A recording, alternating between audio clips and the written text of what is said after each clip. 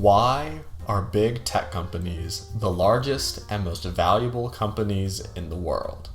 More specifically, why are tech companies more valuable than big oil, manufacturing, or retail? Companies like Exxon, Boeing, and Walmart are huge multi-billion-dollar enterprises, but their value pales in comparison to the likes of big tech. We are going to explore how this phenomenon is possible and why tech companies will continue to dominate the markets for decades to come. Value. Value is defined in the dictionary as the importance or worth of something to someone. So, how do you value a company? How do you put a number on what a company is worth? Assigning a single numerical value to something as vast as an international conglomerate may seem tricky on the surface, but it's not as complicated as it may first appear. One helpful way to go about this is to think of a company like you would a product. Products have prices. You can buy a burrito for $10 or a shirt for $30. That's the value of that product. If we scale this up to the size of a company, maybe we can put a price tag on that too. However, if you're buying a company, you are buying an investment, not a product.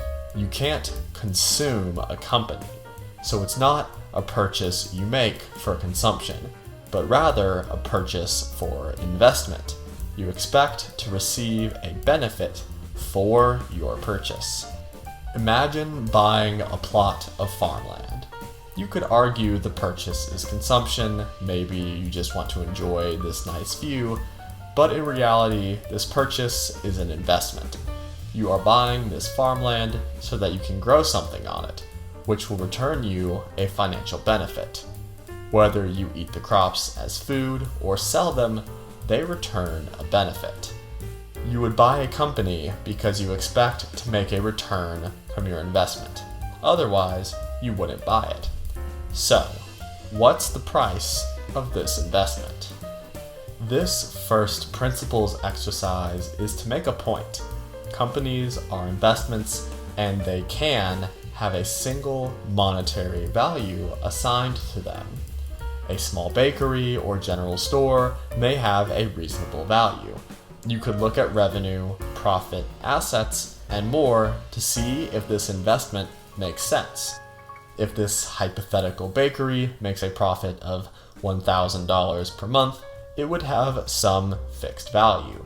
Whereas, if this same bakery made a profit of $10,000 a month, the price would of course be higher, since the return would be higher.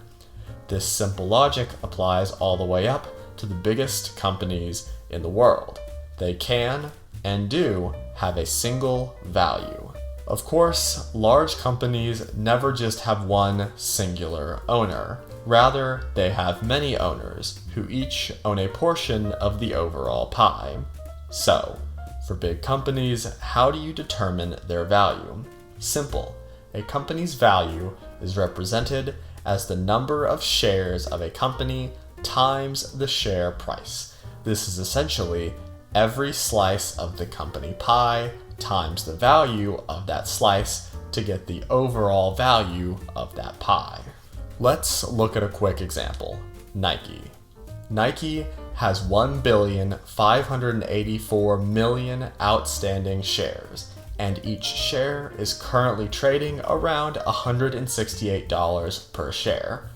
1.584 billion shares times $168 is $266 billion.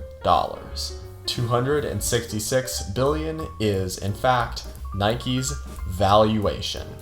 To oversimplify, if you could write a check for $266 billion, you could buy Nike.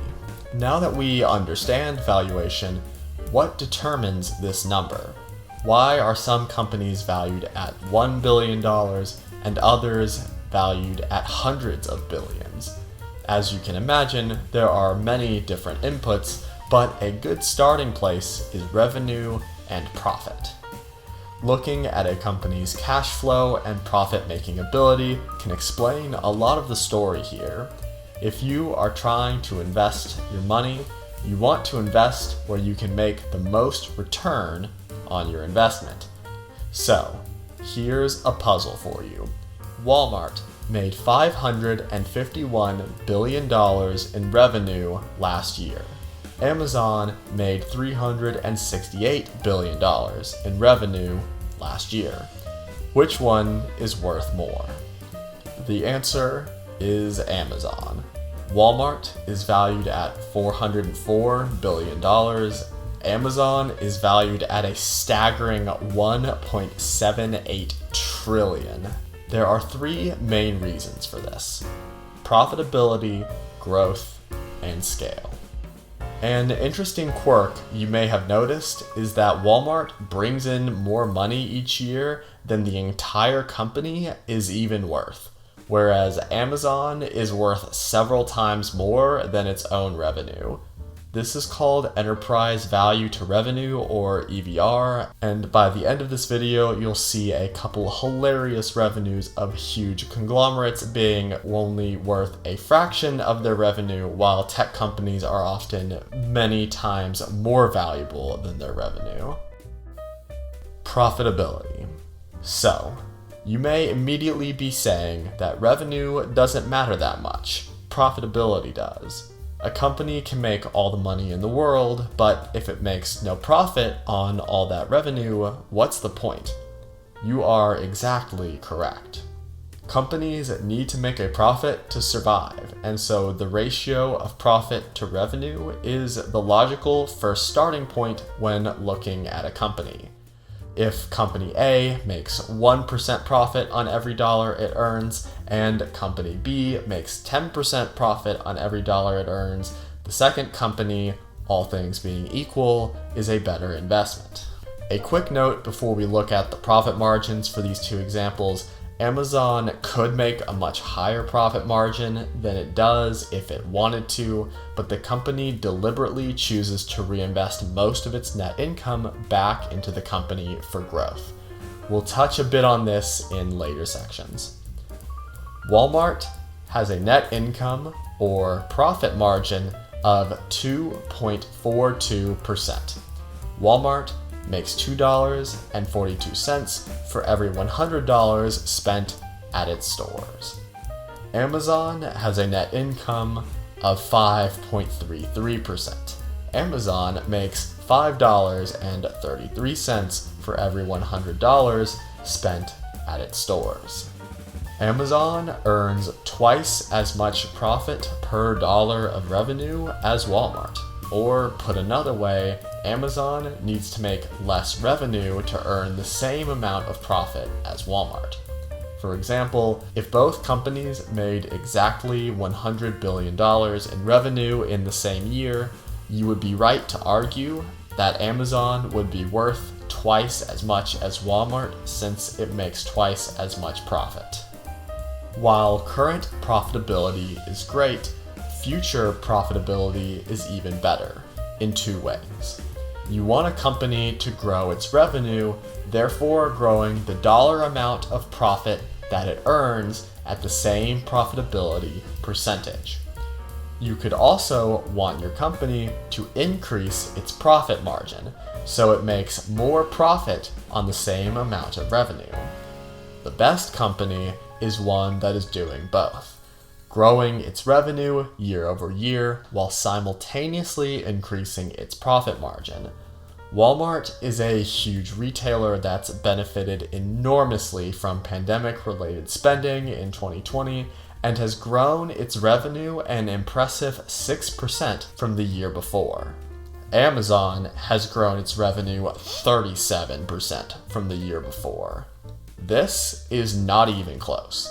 If you're at all familiar with the concept of compound interest, Amazon isn't even in the same universe as Walmart in terms of growth. 6% annual growth for a company the size of Walmart is enormously impressive. 37% annual growth from Amazon is just unbelievable. Scale.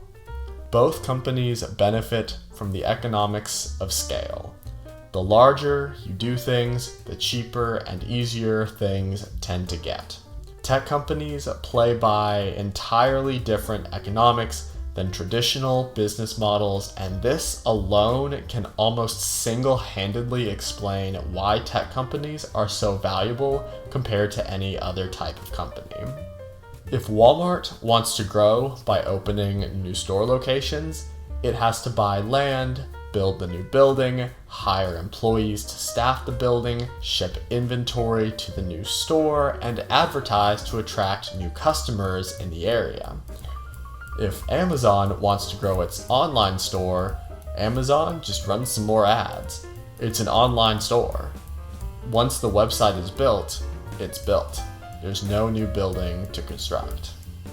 Traditional companies have to invest huge amounts of resources to open a single new store in a new town.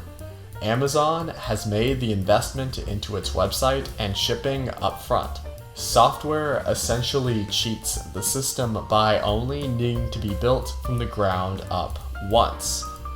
There is, of course, maintenance and improvements, but maintaining even a complicated website with hundreds of thousands of users is still cheaper than building a new store every single time a company wants to grow its customer base. Software, in theory, has infinite scalability. This fact is the main reason why software is eating the world. A physical store may have a maximum potential customer base of 10,000, maybe 20,000 people per store. An online store has the maximum theoretical customer base of 8 billion people, the world's population. Companies like Exxon, Boeing, and Walmart make hundreds of billions of dollars a year by providing incredibly important products and services to our economies, but they have to spend hundreds of billions of dollars to get that revenue. Tech companies can invest into their software once, and the scale is close to unlimited, constrained more by internet access than any other factor. The companies that make our airplanes and pump our oil may be gigantic companies, but they will never be able to play by the same economics that technology companies do. Just wait until tech companies start employing robots to further boost scale. I hope this helps you understand why tech companies are worth so much more than anything else. Tech may or may not be a bubble right now, but tech undoubtedly plays by a different set of rules. Thanks for watching.